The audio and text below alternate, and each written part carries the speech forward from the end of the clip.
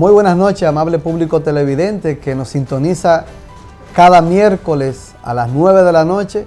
Como de costumbre, hoy miércoles 24 del mes de mayo, estamos ya a unos días antes de lo que es el día que se celebra de esa gran fémina, nuestra madre, que se celebra este próximo domingo y que así vamos a comentar más adelante sobre este festejo o celebración de este día. Hoy me acompaña, como de costumbre también, el compañero Gabriel Rodríguez y también Ángel Wilfrido Balbuena. Buenas noches, muchachos. Sí, buenas noches, Gabriel. Dándole las gracias a Dios, primeramente, que nos permite y nos cede este espacio para comunicarnos con ustedes. A ustedes las gracias porque están ahí frente a sus televisores y nos prestan su tiempo para escuchar nuestras opiniones orientadas siempre a que nosotros queremos tener un mejor país, una mejor sociedad. Así es, Balbuena.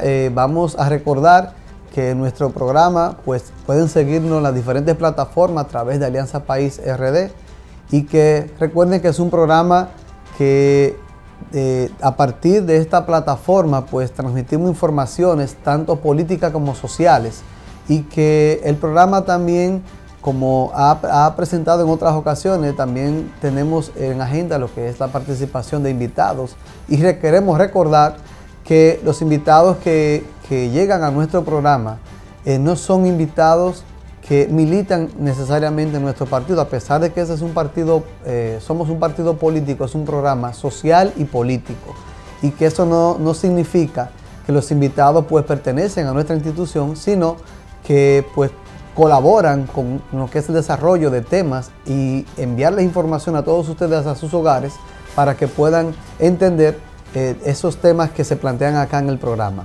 Y vamos más adelante a ver ese invitado que tenemos la noche de hoy, que es el sociólogo Juan Miguel Pérez, que nos visita desde Santo Domingo y que hoy estará con nosotros acá en nuestro programa.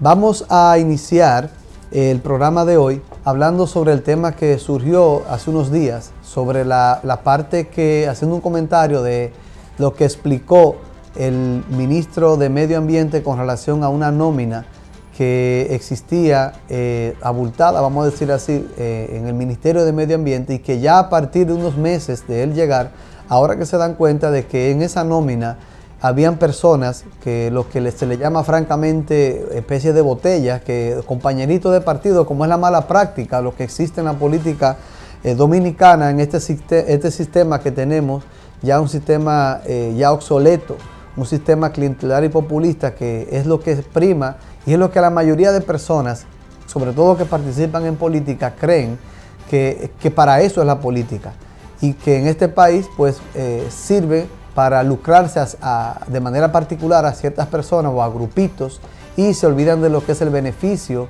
del pueblo y para lo que son elegidos los diferentes funcionarios que van a cargos electivos y que se olvidan de la representación que hacen al pueblo dominicano y también al desempeño que tienen que cumplir pues en su cargo. Y pues asimismo vemos como a ese ministro de Medio Ambiente, un grupo de compañeros de partidos o militantes del partido, pues le cayeron arriba, como decimos en el argot popular, como los pavos. Le cayeron arriba porque critican la posición del ministro de Medio Ambiente, que es una persona que llega fuera de lo que es vamos a decir así, de esta cotidianidad política y llega a hacer un trabajo que aparentemente en su rol de ministro de ese ministerio, pues él entiende que esas personas no deben estar cobrando si no están haciendo ningún tipo de trabajo. Y es así, y de eso que nos quejamos, y de eso es que el sistema pues está lleno de compañeros que van a cargos públicos a cobrar sin ni siquiera saber lo que van a hacer en el cargo, y mucho menos no saben qué van a desempeñar en el mismo. No sé qué opinión tienes, Balbuena o Gabriel, sobre este punto. Bueno, solamente nosotros desde aquí, desde este programa y en nuestro accionar, en nuestra comunidad, con el tema de la mina, del cierre que hemos solicitado y otros temas nacionales que tienen que ver con la conservación del medio ambiente, no hemos estado coincidiendo con el ministro de Medio Ambiente, ni con el de antes ni con el de ahora.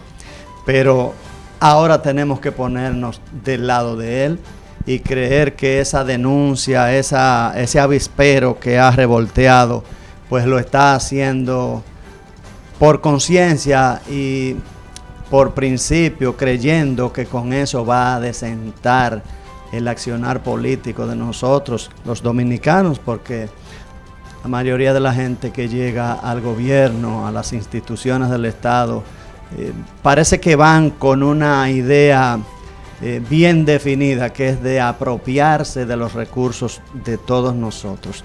Entonces, lo que queremos esperar es que esa denuncia no se quede en una mera denuncia. Probablemente a ese ministro que supo hablar no lo van a quitar por esa razón, por lo menos en lo más reciente, pero que tenga éxito en la lucha anticorrupción, porque realmente este viene siendo el único estandarte, la única bandera que todavía puede exhibir el partido de gobierno, que fue lo que prometió, parte de lo que prometió en la campaña, y esa lucha anticorrupción por lo menos se mantiene viva, y la esperanza de la ciudadanía de que sí, que las cosas van a mejorar. Ojalá que esto sea para bien, esta denuncia. Y que es eso lo que el pueblo dominicano y todos nosotros pues nos quejamos de lo que es la parte tradicional de cómo se maneja la política en nuestro país, y que precisamente estamos ya cansados de los mismos colores y de lo que son los propios partidos tradicionales. Y eso es lo que la ciudadanía demanda. Y es uno de los objetivos que nosotros desde este programa estamos aquí produciendo el mismo, para que sepan de que no podemos quedarnos de brazos cruzados, y que el que tiene un objetivo y quiere transmitir a una ciudadanía de manera consciente, sin caer en el tema político de lo que es el populismo y la parte clientelar de lo que es el sistema político tradicional. Y ese es el esquema que nosotros queremos romper desde aquí, desde esta plataforma de Alianza País precisamente. Sí, aparentemente solo vemos que avanzamos porque los perros ladran, como dice por ahí que está escrito en el Quijote. Pero la manera de hacer la política, la manera de administrar los recursos del Estado, aparentemente no está en la cabeza de nuestros políticos. Vemos a partir de que eso se hace público que hay una lectura que se le puede dar a eso también. Seara Hatton está caliente como ministro porque vemos cómo hay escándalo en el río Yuna, hay escándalo en las dunas de Baní, hay escándalo aquí en Moca por la explotación minera en unas áreas húmedas, y así hay escándalos para allá, para Pedernales, y el hombre sale con esta jugada, y el primer enemigo que se encuentra de frente es quien debe ser su aliado político, el señor Pacheco. Así es. Que se queja de que esos compañeros tienen derecho a cobrar, pero sin trabajar. Entonces es un esquema de administrar las cosas públicas. Nosotros lo que pagamos de cada peso, de cada 100 pesos que nos ganamos, que pagamos 28 pesos al Estado, uno no entiende que el dinero que uno paga de impuestos sea para pagar gente sin trabajar. Entonces, ahí sale también el periodista Guillermo Gómez, que no lo mencionaron por su nombre, pero él se dio por aludido, también sale quejándose porque esa persona aparentemente, quien la administraba, quien le paga ese dinero, es a través de él, porque son la gente que él dice que trabajaron para que Luis Abinader llegara al poder, pero que Luis Abinader no es el presidente solamente de los PRMistas. Luis Abinader debe ser el presidente de todos los dominicanos, y así debe administrar las cosas públicas. Y como dice este presidente de El Salvador, el dinero rinde y va a rendir más para hacer muchas cosas, pero sobre todo si no se los roban. Así es, Balbuena. Entonces, con ese comentario, pues ya cabe destacar que nosotros como ciudadanos tenemos que tener los ojos encima de estos políticos. Y fíjense quiénes son los que realmente quieren romper el esquema de la corrupción y de la impunidad, y quiénes son los que están propiciando a que el esquema de la corrupción continúe en lo que es el sistema político dominicano. Entonces, sin más ni menos, pues ya vamos a venir a unos cortes comerciales y regresamos en breve.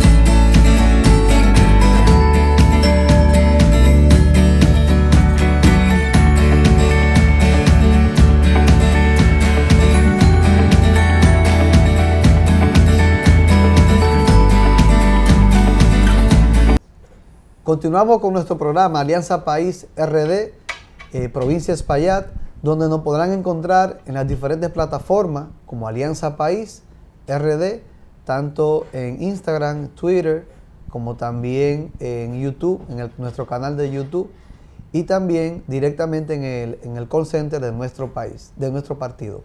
Pues ahora vamos a continuar con la entrevista y la intervención de nuestro líder y presidente del partido, el doctor Guillermo Moreno.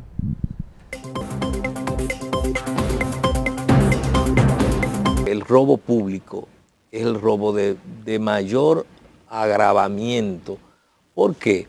Porque tiene unas consecuencias sociales que tal vez no tiene el robo individual, que afecta a una familia, que afecta a una persona. El robo público afecta a una comunidad, afecta a una nación. Mire, uno de los grandes vacíos que hemos tenido en la llamada transición democrática dominicana ha sido precisamente la impunidad. Y esa impunidad tiene mucho que ver con criterios desfasados y errados como ese que usted cita. Todo el que viola la ley, sea el presidente de la República, o sea el alcalde, o sea cualquier funcionario del más bajo nivel, tiene que ser investigado y tiene que ser procesado si hay los elementos de prueba suficientes y tiene que recuperarse lo robado. Nadie puede estar por encima de la ley. Doctor, me gustaría saber, en términos ya político-electoral, en las elecciones pasadas, ustedes sacaron 0.96, equivalente a casi 40.000 votos, por lo menos en lo presidencial. Obtuvieron por primera vez un diputado electo, no nacional, sino electo por voto directo, aunque eso venía de un proceso de fusión que se había dado con el partido que dirige Minú Tavares Mirabal, Opción Democrática. Luego viene una división, una ruptura de esa fusión, como había estado en la Junta, y me gustaría saber, ¿es posible, está previsto que Alianza País supere ese 1% aún luego de esa división? ¿Estaría usted corriendo nueva vez por la presidencia de la República o por ser candidato de ese partido? Bueno, nosotros como partido nos estamos preparando para participar en el proceso electoral. La realidad es que hay en estos momentos un buen ambiente en muchos sectores con los que coincidimos frente a la visión de país y a la propuesta política, un buen ambiente hacia producir esfuerzos unitarios. Nosotros lo hemos visto así, lo apoyamos. Para eso tendrán que darse procesos de concertación entre las distintas fuerzas. Lamentablemente estamos en una especie de limbo electoral, porque si bien es cierto, por un lado, que no la ley no estamos en un año previo a un año preelectoral, sin embargo, por otro lado, está montada la campaña y eso hace que ante esta indefinición haya como una especie de nuevo, y voy a utilizar tu término, una especie de limbo. Sin embargo, la idea es que hay muchos esfuerzos encaminados a concertar una propuesta de los sectores alternativos. Una de las cuestiones que se quisiera es que pudiera ser a través de una primaria, que se eligieran los candidatos en aquellas funciones o representaciones donde haya competencia de 2 o más partidos alternativos, que hubiera una primaria. Lo que pasa es que no existe la ley de lemas en el país. Okay. Y al no existir, entonces las primarias no pueden darse en el marco de una coalición. Pero hay un ambiente positivo y nosotros creemos que es lo correcto, que los sectores alternativos podamos tener una propuesta política propia, con identidad propia, con programa propio, con discurso propio, que nos permita afirmarnos en el espacio político como uno de los sectores representativos, doctor, del escenario político dominicano. Gracias.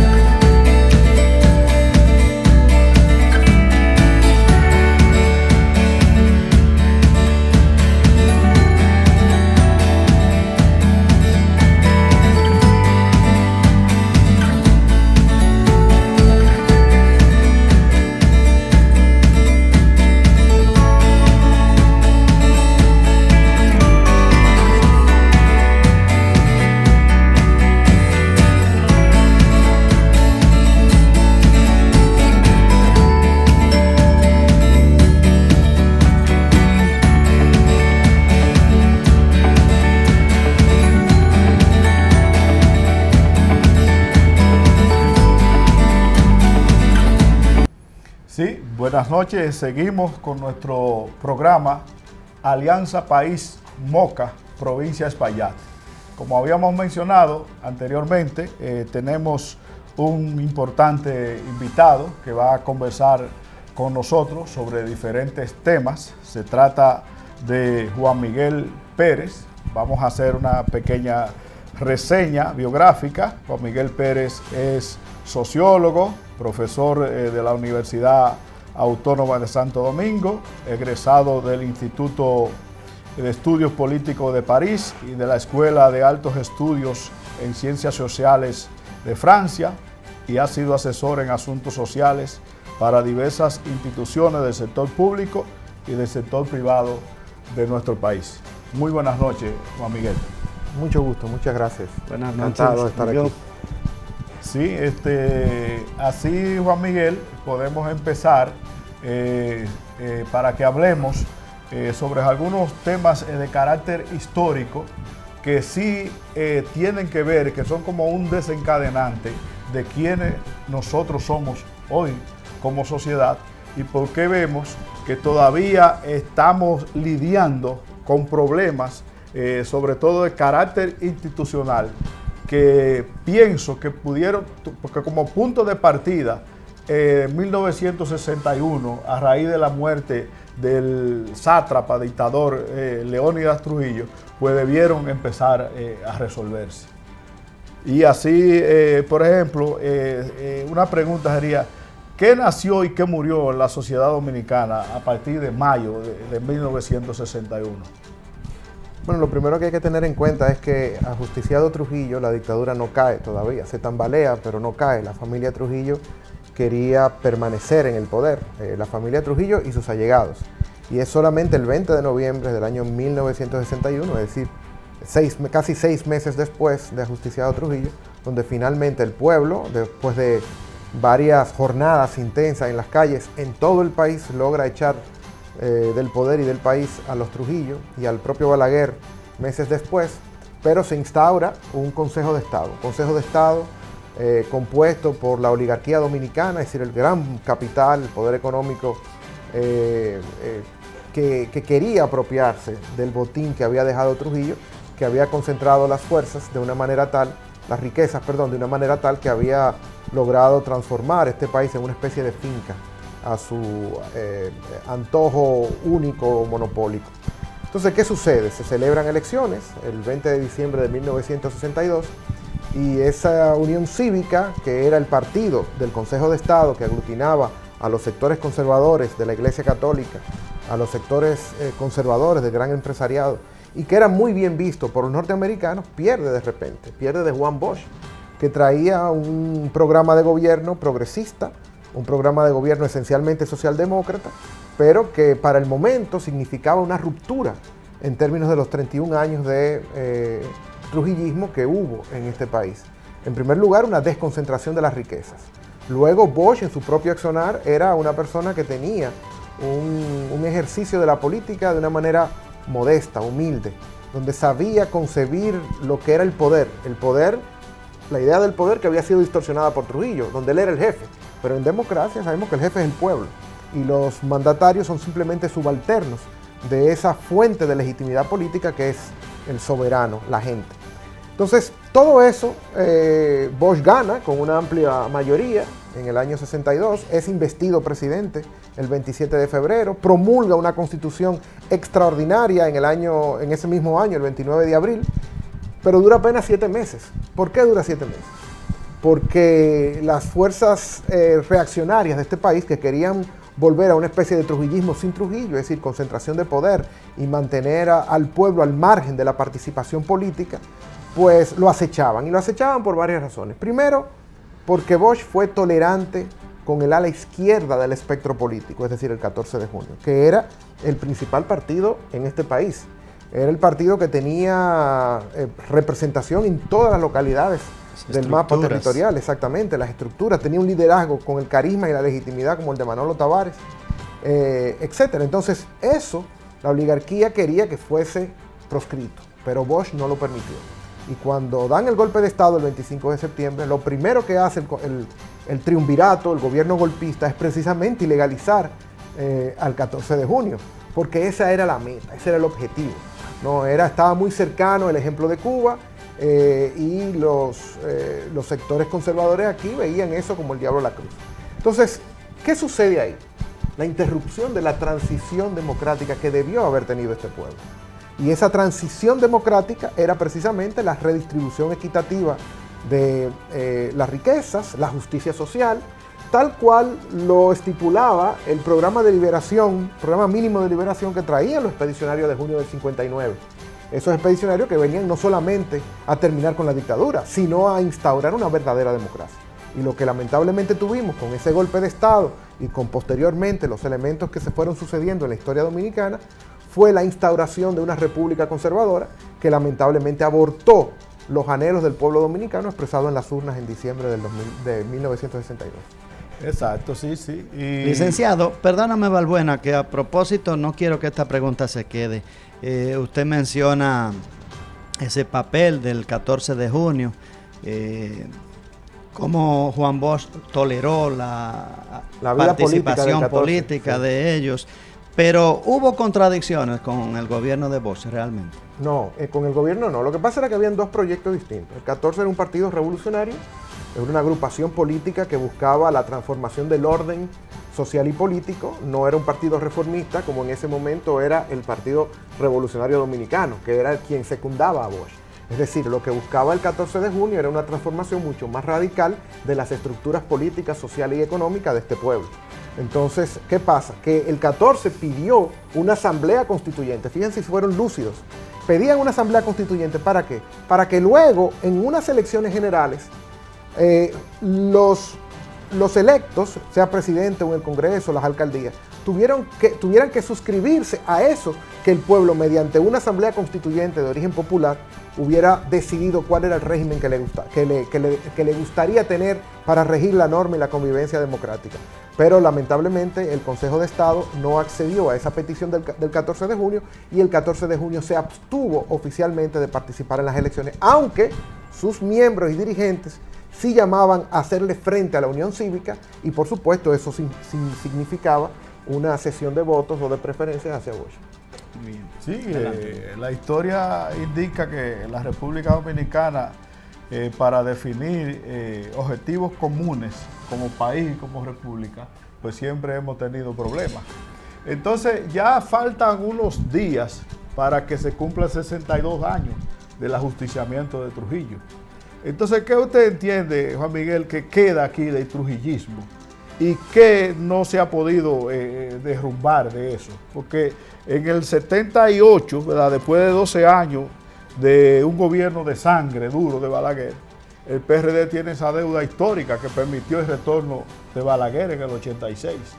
Y luego, cuando nosotros creemos, en una época más reciente, del 96, que el país va a empezar a institucionalizarle, pues vemos que todavía esa especie de neotrujillismo todavía tiene incidencia en lo que es esta época ya en el 2023, a 62 años del ajusticiamiento de Trujillo. Sí, nosotros salimos sin duda alguna de una dictadura, pero no entramos en la democracia.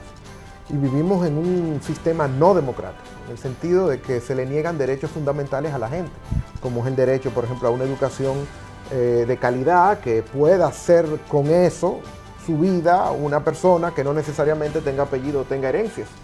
Y eso no ocurre en este país. Los niveles de reproducción social que existen, es decir, cómo tú te quedas estancado en la vida en el mismo lugar donde tus padres te hicieron crecer, son extraordinariamente casi perfectos en este país, en el sentido irónico de la palabra.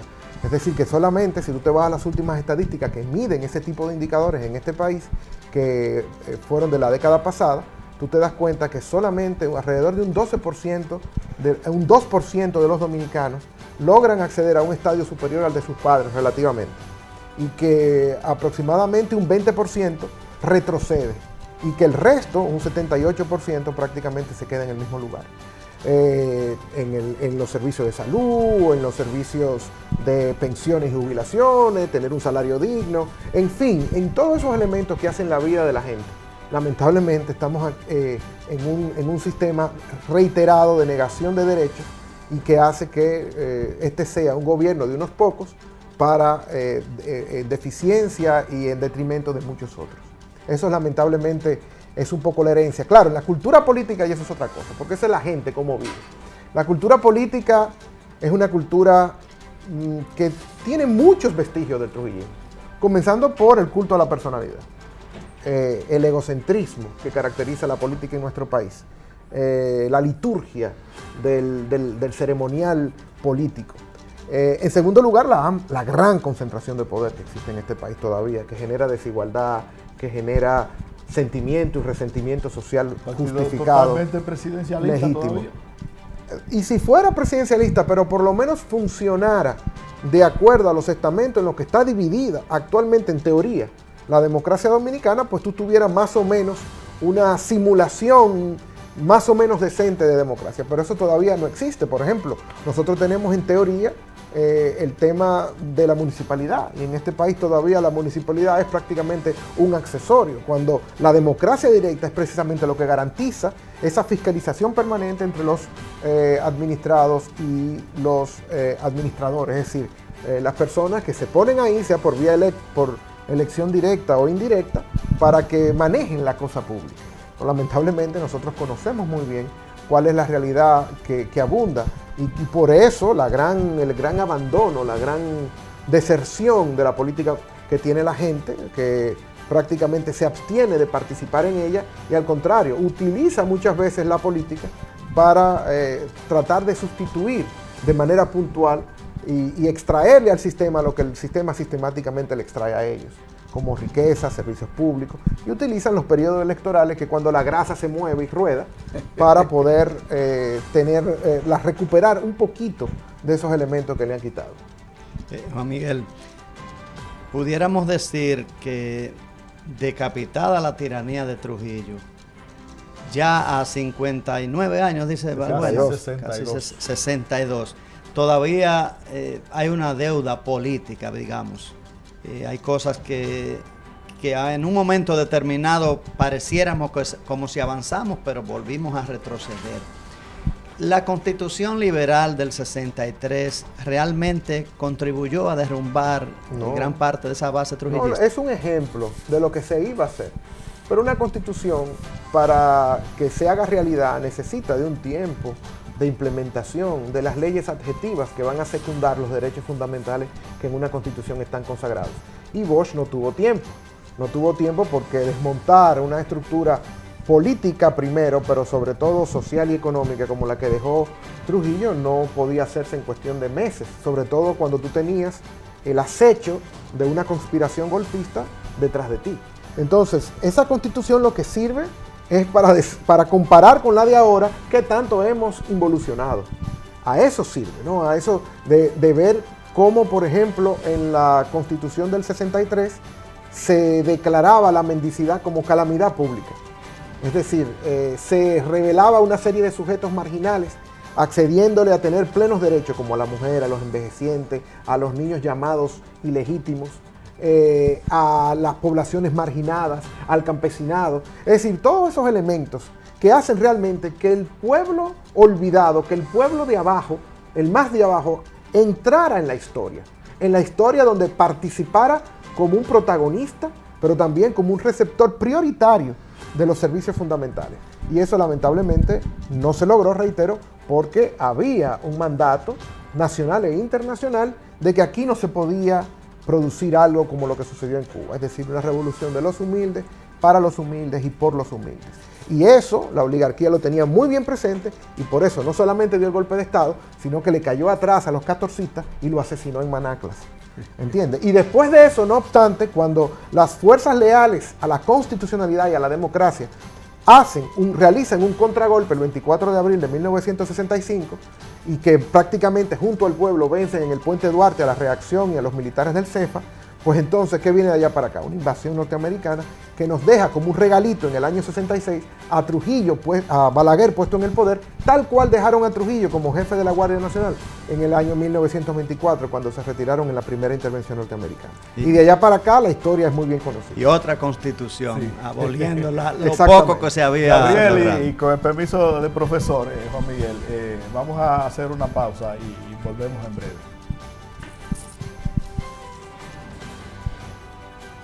Podemos retomar inmediatamente. Sí. Que no vaya la idea. Con ustedes de nuevo por aquí en esta interesante entrevista con nuestro invitado Juan Miguel Pérez, sociólogo y gran conocimiento.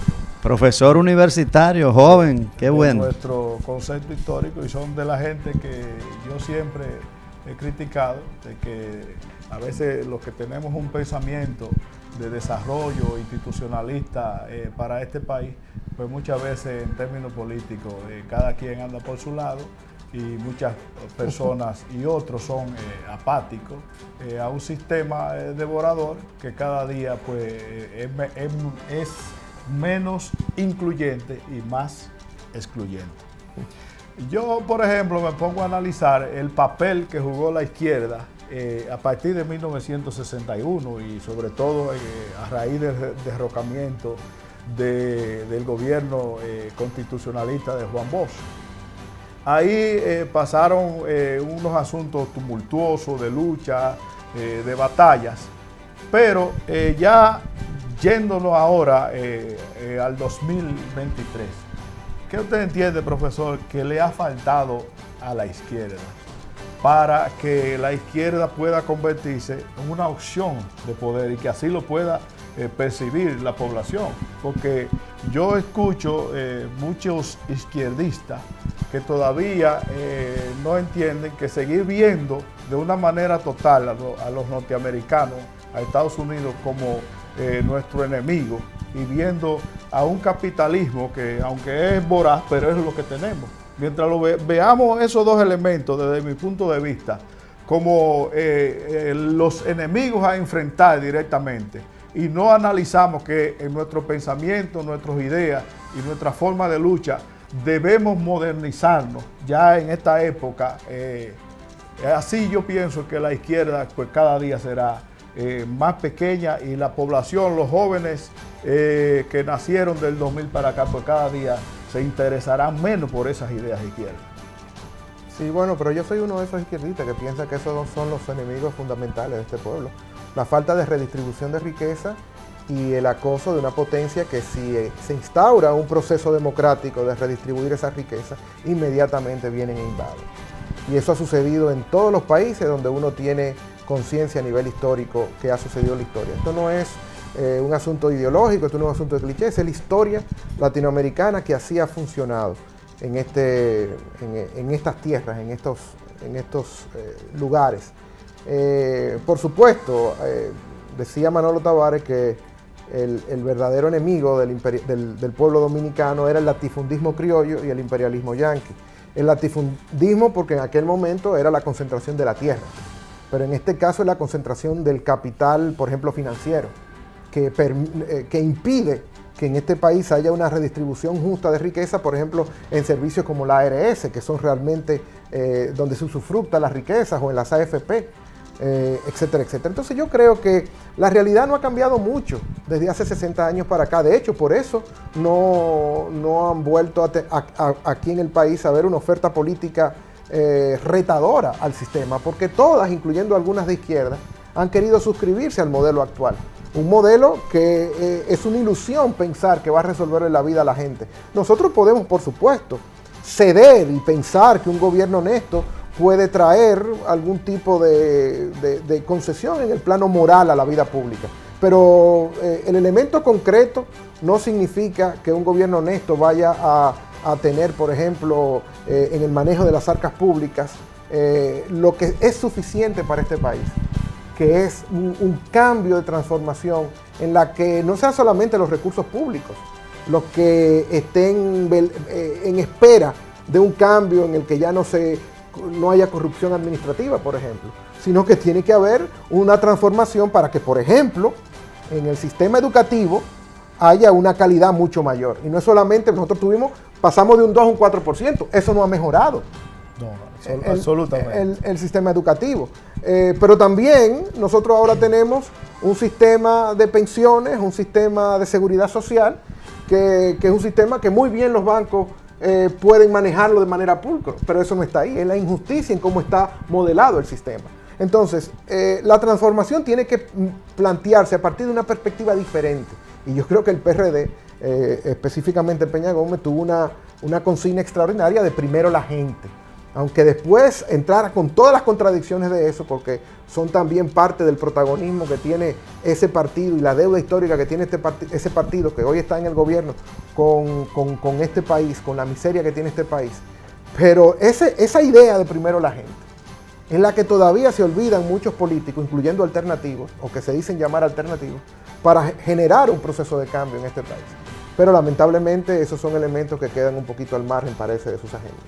Amigo Juan Miguel, usted hablaba de esa falta de equidad, de esa acumulación de capitales, cómo se ha reconstituido esa nueva oligarquía. hay un concepto ahí como la nueva derecha, ¿realmente usted entiende que hay una nueva derecha, digamos, conservadora, neoconservadora en la República Dominicana? Mira, el problema es que prácticamente todo el tablero político de este país está a la derecha. ¿Entiendes? Entonces ya uno no sabe si nueva es los que van surgiendo en términos de generación, si nueva es porque los neoconservadores son los que son más extremos, porque prácticamente todo el tablero político, yo le voy a poner un ejemplo concreto, y uno tiene que analizar a veces los silencios en política. ¿Entiendes? Aquí, para uno medir un poquito, aquí no ha habido un solo partido que haya salido en defensa de los inmigrantes en este país. Y eso es un punto concreto del pensamiento conservador.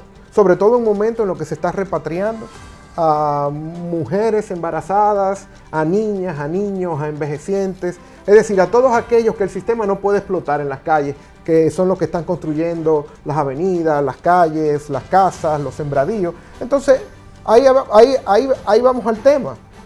¿Qué es la izquierda? Habría que diferenciar la izquierda entre los partidos que uno siente que pueden ser de izquierda y las ideas de izquierda y algunas personas que con convicción confesan y profesan ideas de izquierda. Pero los partidos aquí de izquierda se han mantenido, los que dicen ser de izquierda, reitero, se han mantenido actuando como partidos conservadores. Claro. Porque no han tenido, más allá de un discurso de lugares comunes, no han tenido un señalamiento directo a esa oligarquía. Y eso es lo que está esperando, tú sabes, eso es lo que está esperando el delivery, eso es lo que está esperando la banquera, eso es lo que está esperando la salonera, eso es lo que está esperando los nuevos obreros de este país. Que haya una voz que pueda asumir el carácter de resignación y de impotencia que siente la gente en la calle cuando no ves una voz que puede representar las voces de ellos. Pero nosotros creemos, profesor, que usted pudiera hacer justicia. Voy a hablar por nosotros como Alianza País. Nosotros hemos tenido y hemos fijado posiciones contra esa migración, si se quiere, a favor de la migración, cómo abordar el problema. Y si bien nosotros en un momento determinado, nuestro dirigente máximo, el doctor Guillermo Moreno, ha tenido una lucha vertical y esas han sido nuestras consignas en contra de la corrupción, porque el momento político donde estaba en sus más altos niveles, pues demandaba que se llamara la atención sobre la corrupción. Pero nosotros también hemos exhibido otras consignas de igualdad en la distribución de las riquezas, poner a producir el aparato productivo nacional. Lo que pasa que pienso que usted no debe ignorar que nosotros esas cosas que pensamos y que la dirigencia del partido expone y quiere que lleguen a las masas, eso no llega a través de nuestros periódicos. Los programas de televisión son unos pocos los que nos invitan o los que invitan a Guillermo. Y la prensa nacional, cosas que nosotros en las redes podemos destacar bien, pues es a través de las redes nada más. La prensa nacional no destaca esas cosas. Sin embargo, Guillermo escribe en el Diario Libre, que es un diario del sistema. Es decir, hay algunos planteamientos que en el sistema se le abre la oportunidad, ¿no? Mínimamente. Y eso, mínimamente, perfecto. Pero entonces, ¿qué es la izquierda? Es osadía, es atrevimiento. De hecho, en algún momento determinado, parte de las personas que usted ha mencionado se involucraron en un movimiento que se llamó Atrevernos, prehistórico, Alianza País. Pero los resultados que hemos tenido, no solamente en parte a ese cerco que nos tiene, porque yo me considero compañero de ideas de ustedes a pesar de no militar en la misma organización, de hecho participo y milito con mis estudiantes, pero nosotros hemos tenido un marasmo en términos, ¿por qué? Porque a la izquierda se le ha olvidado la revolución, no creen, aparentemente no creen en ella, o si creen, lo creen tras bastidores. Y hemos tenido ejemplos concretos que todavía pensar en cómo los Estados Unidos siguen teniendo su ojo al acecho de todas las democracias es algo que hay que estigmatizar, es algo que uno puede decir que es arcaico. No, al contrario, esas son las ideas que están hoy prevaleciendo en otros países donde sí hubo victoria, como fue Colombia, como ha sido Venezuela, como fue México, como es Chile, como es Bolivia, como fue Perú en algún momento, como fue Ecuador, como ha sido Brasil, que buscaba, por ejemplo, una tercera vía y creando bancos supranacionales que pudiesen contrabalancear un poquito la hegemonía norteamericana. Entonces esos son elementos que uno pudiera pensar, ¿no?, que lo de ayer es modernidad. Es modernidad porque no solamente responde a un análisis objetivo de la realidad que todavía nos envuelve, sino también porque sería inédito presentarlo en este país. Pero reitero, hay que hablar claro en política y pensar algo, que no necesariamente uno va a llegar al poder. La idea de izquierda es que uno tiene que sembrar primero la batalla de las ideas, porque tal vez en 1 o 2 generaciones vendrán quienes podrán sustituirnos a esta generación y podrán entonces generar los cambios que esperamos para esta, pero que no se pudieron dar. Yo no creo que, por ejemplo, la transformación que se hizo para terminar con el punto fijismo en Venezuela se hubiera hecho sin un Ali Primera, por ejemplo.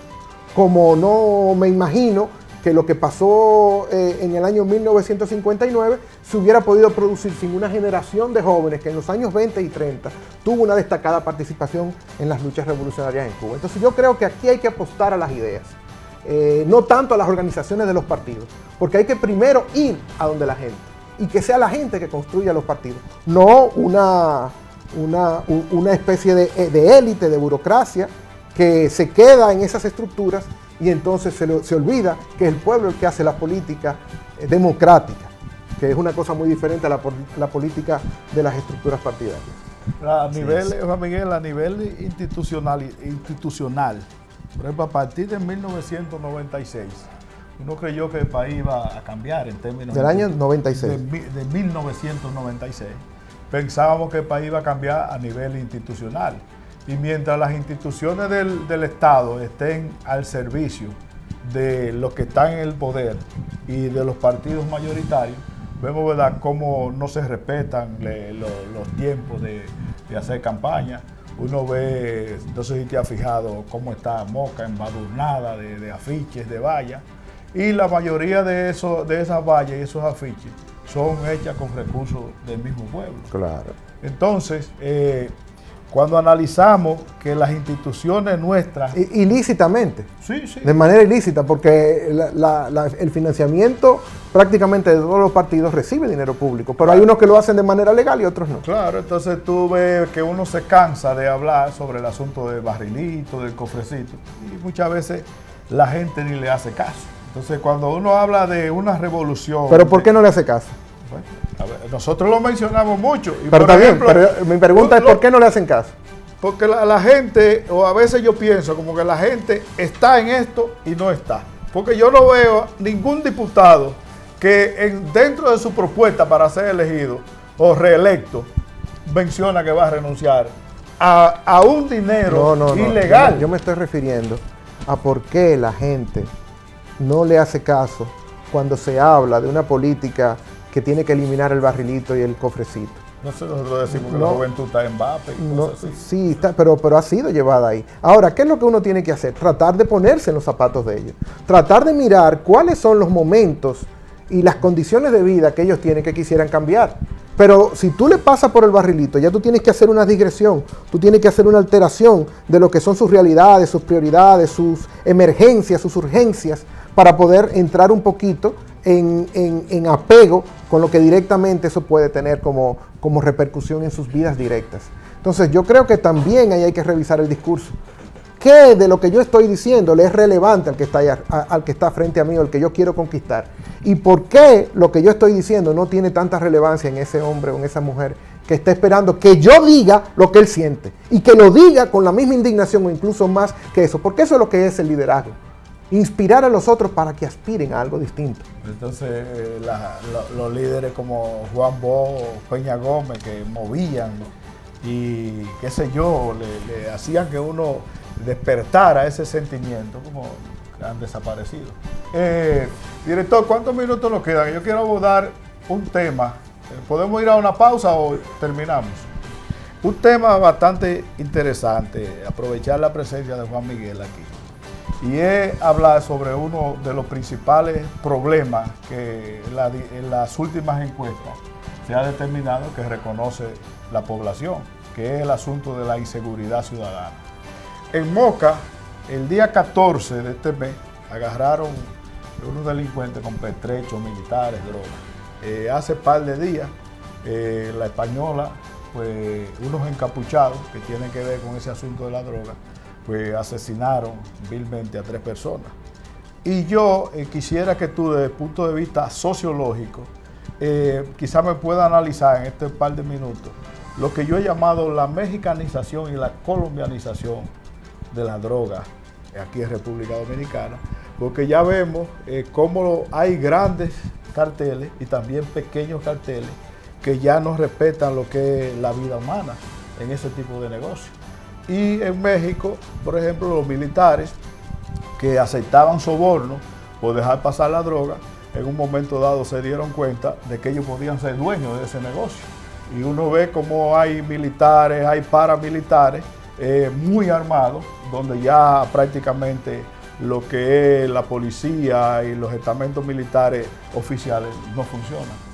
¿Cómo a futuro, así yéndonos a nuestro país, usted ve ese elemento ese concepto que yo he definido, mexicanización y colombianización del negocio de la droga aquí? Mira, voy a impugnar los dos conceptos. Primero, seguridad ciudadana quiere decir seguridad social, quiere decir derechos plenamente respetados, garantías constitucionales a derechos civiles, económicos, políticos, culturales, sociales, etcétera, etcétera.